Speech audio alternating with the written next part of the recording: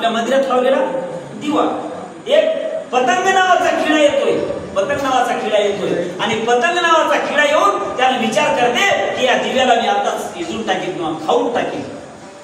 दिवा चालते त्याला विषयाच्या बाबतीत विचार करायचा असेल तर विषय कशा पद्धतीचे आहेत. भाग्यवंता परिपुरे मनाने गौरवताने नव्हे याते तिजस कंदी वाण देऊन नवजे भावजे कल्याण परिपुरे अनाथ दारुण त्या सकदाने नव्हेचे.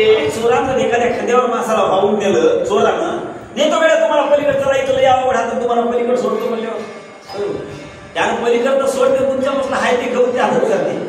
तशाच प्रकारच्या संसाराच्या राहट गाडग्यामध्ये अडकलेल्या जीवाच्या बाबतीत अशाच प्रकारचा मोह माणसाला विद्रोहापर्यंत नेऊन सोडतो.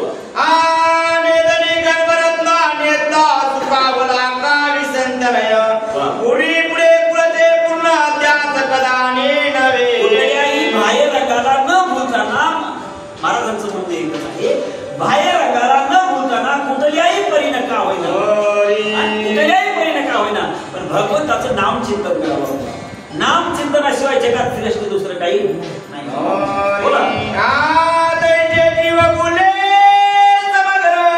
पुढील दुकाने ती पावर सौर्याची लक्ष एवढी तोर किती आणोनी भोगाव्या. म्हणून इकडे फरक बघा.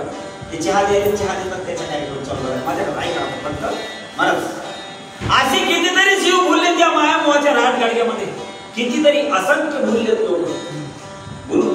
जसं आता ते भौरा असते मामा, भौरा बघला तुम्ही, भेंडी भौरा, भौऱ्याला फिरवायला काय असते जाळी.